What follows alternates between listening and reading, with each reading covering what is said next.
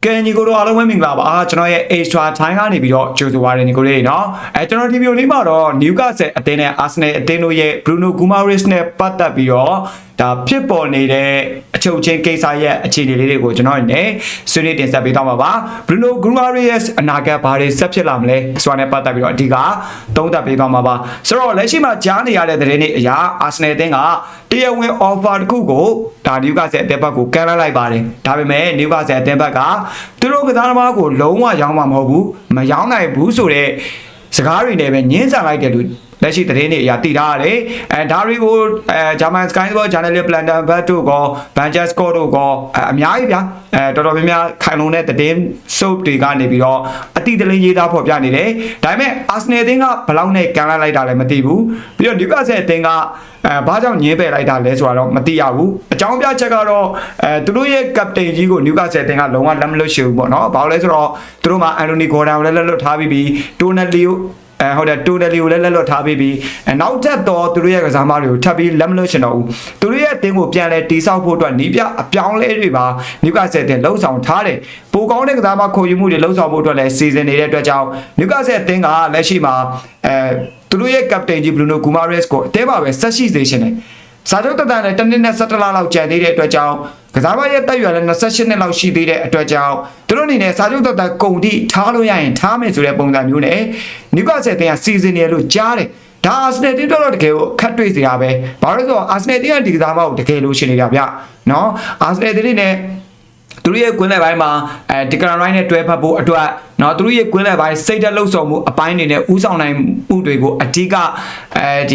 ီတာဝန်ထမ်းဆောင်စေရှင်တဲ့အတွက်ကြောင့် Bruno Guimaraes ကိုလိုချင်နေတာဆိုတော့ Bruno Guimaraes ရဲ့စိတ်ဓာတ်ပေါက်ကွဲအားနဲ့ဥဆောင်နိုင်စွမ်းနဲ့သူ့ရဲ့ဒီကွင်းလယ်ကိုထိန်းချောင်းနိုင်စွမ်းတွေကအာဆနယ်တင်းအတွက်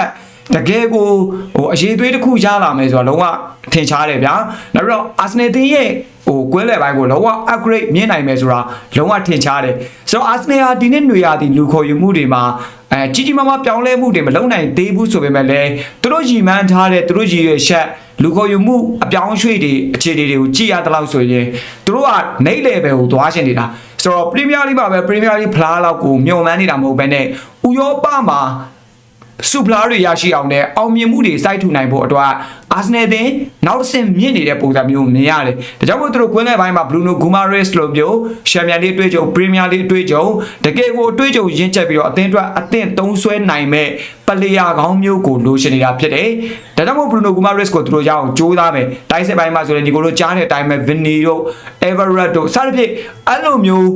နေလေပဲတစ်ခုเนาะupgrade မြင့်နိုင်မဲ့ကစားသမားမျိုးတွေကိုဒါအာဆနယ်သိရည်ရွယ်နေတ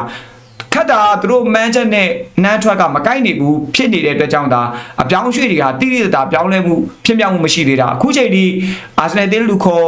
ယူနိုင်တာလို့ဆိုလို့ထောက်ပြစရာဆိုလို့ဒါခရစ္စတိုဇိုလစ်တို့လောက်ပဲရှိသေးတဲ့ချိန်မျိုးမှာအာဆနယ်တင်းထပ်မံလူခေါ်ယူမှုတွေရှိလာမယ်ဆိုတော့အသေးချာပါဒါပေမဲ့အခြေတိုင်းတော့တခုတော့စောင်းရမယ်လက်ရှိမှာတော့ Bruno Guimaraes နဲ့ပတ်သက်ပြီးတော့အာဆနယ်တင်းတိုင်ပတ်နေတယ်ပေါ့နော်သူတို့ကလည်းတက်နိုင်တယ်များဒီအသက်28နှစ်ရွယ်ပလေယာတယောက်အတွက်စာချုပ်တက်တနည်းနဲ့17လပဲကျန်တော့တဲ့ပလေယာတယောက်အတွက်သူတို့အသင်းကိုပြောင်းရွှေ့ဖို့အတွက်စိတ်အားတက်တန်မှုအလွန်အမင်းပြနေတဲ့ပလေယာတယောက်အတွက်သူတို့ပေါင်သား80 85ခန်းလောက်ထိတုံးဖို့အတွက်ရွေးချက်ရှိတယ်ဒါပေမဲ့နျူကာဆယ်တင်းကလုံးဝမရတ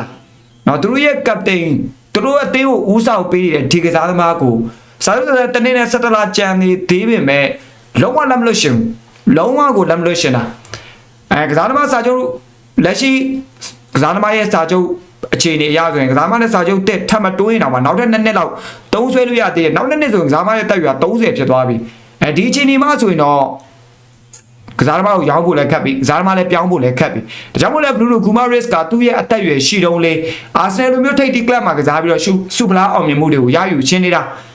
ာဒါကြောင့်မို့လဲသူ့အနေနဲ့အာဆနယ်အသင်းကိုပြောင်းမယ်အာဆနယ်အသင်းကိုပြောင်းမယ်ဆိုတဲ့ဆရာတက်တံမှုတွေပြနေတယ်လို့လက်ရှိချိန်ဒီ Bruno Guimaraes ကနျူကာဆယ်တင်းနဲ့လည်း training ပူးပေါင်းမှုတွေမလုပ်ဆောင်သေးတယ်လို့နျူကာဆယ်တင်းနဲ့ပတ်သက်ပြီးတော့လည်းအာစနယ်တင်းကိုပြောင်းခွင့်ပေးဖို့အတွက် PR တွေပေးနေတဲ့သဘောမှာရှိတယ်။ဒါကြောင့်မို့ကစားသမားကကိုယ့်ဘက်မှာပါနေပေမဲ့လက်ရှိအသင်းဘက်ကဘူးခန့်ငင်းနေတဲ့အတွက်ကြောင့်အာစနယ်တင်းတကယ်ကိုခတ်တွေ့နေပြီနော်။ဆိုတော့နျူကာဆယ်ဆွဲဆိုင်တဲ့အာစနယ်တင်း Bruno Guimaraes တို့ပေါင်သန်း100လောက်ပေးရမှာပဲစိုးရင်ရတာနော်ဆိုတော့လက်ရှိဈေးကွက်ထဲမှာဆိုလဲကွဲလက်ကစားမကောင်တယောက်ရဖို့ဆိုတော့မလွယ်တော့ဘူး နော်ကိုစီကွင်းလက်ကစားမတွေကခေါ်ယူပြီးကြပြီးဖြစ်တဲ့အတွက်ကြောင့် Bruno Guimaraes လို့ player မျိုးဆိုလက်ရှိဈေးကွက်ထဲမှာမမြင်တဲ့လောက်ပဲမရှိတဲ့လောက်ပဲဒါကြောင့်မို့ Bruno Guimaraes တယောက်တည်းပဲသူ့လိုအရေးသွေးမျိုးသူ့လိုအခြေအနေမျိုးရှိနေတဲ့အတွက်ကြောင့် Arsenal က single target ထားပြီးတော့ကိုကြိုးစားနေရတာဗျဒါကြောင့်မို့ Arsenal အတွက်ပို့ပြီးအခက်တွေ့စေတာပေါ့နော်ဆိုတော့ Arsenal ကိုအခက်တွေ့အောင် Newcastle တဲ့လုပ်နေတယ်လို့ပဲကျွန်တော်လည်းမြင်ပါတယ်တကယ်တမ်းဆိုရင်အသက်28နှစ်ရွယ် player တယောက်တော့စာရုပ်သက်တစ်နှစ်နဲ့17လပဲကျန်တော့တဲ့ player တယောက်တော့အလုံးစုံတောင်းတော့ပေါင်သန်း80ပေါ့အဲ့ထက်တော့မပိုသေးဘူးအခုကြားရတဲ့သတင်းတွေအရ Arsenal ရဲ့ official ကမ်းလှမ်းမှုဟာ80နဲ့85တန်းကြားမှာရှိတယ်ဆိုတော့ Arsenal တဲ့တော်လေး Bruno Guimaraes အတွက် Bruno Guimaraes ကိုလိုရှင်လို့ပေါ့နော်လိုက်ရောနေတဲ့ပုံစံမျိုးကိုကျွန်တော်မြင်ရတယ်ဗျဒါကြောင့်မို့ Newcastle အသင်းပဲတောင်းခံနိုင်သွားမလား Arsenal အသင်းပဲရအောင်ဆွဲဆောင်ပြီးတော့ခေါ်ယူသွားနိုင်မလားတော့ကျွန်တော်စောင့်ကြည့်သွားရမယ်ဒီပုံစံတိုင်းဆိုတော့ Arsenal အသင်း Bruno Guimaraes ကိုပေါင်သန်း80ကနေ100ကြားပေးရနိုင်ရှိတော့ရှိတယ်လို့ကျွန်တော်မြင်မိပါတယ်